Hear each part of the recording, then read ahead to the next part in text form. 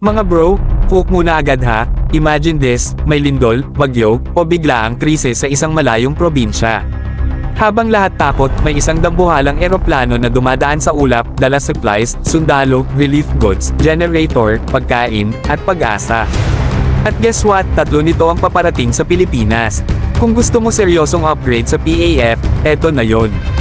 The Philippine Air Force tuloy-tuloy ang pag-level up ng fleet under the AFP Modernization Program, at isa sa pinaka-critical na parating ay ang bagong henerasyon ng C-130J-30 Super Hercules.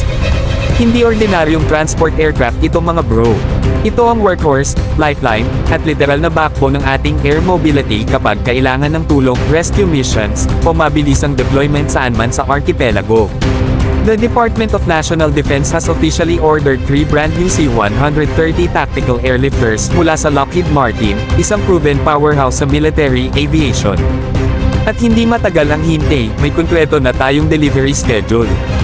Unang unit darating July, kasunod October, at pangatlo January next year. Tuloy-tuloy ang dating, parang supply drop din sa capability ng bansa. Ano ang significance nito? Una, mas malaking lift capacity, meaning mas marami, mas mabigat, at mas malayo ang kaya nilang i-transport.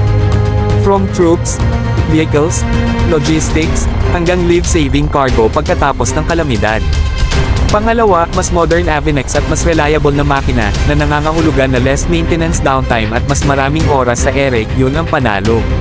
Isipin mo na lang ilalagay mo yan sa realidad ng Pilipinas. Isang bansa na binubuo ng higit 7,600 islands, prone sa typhoons, earthquakes, conflict zones, at humanitarian emergencies. Kapag mabilis kang makalipad, mabilis kang makarespond.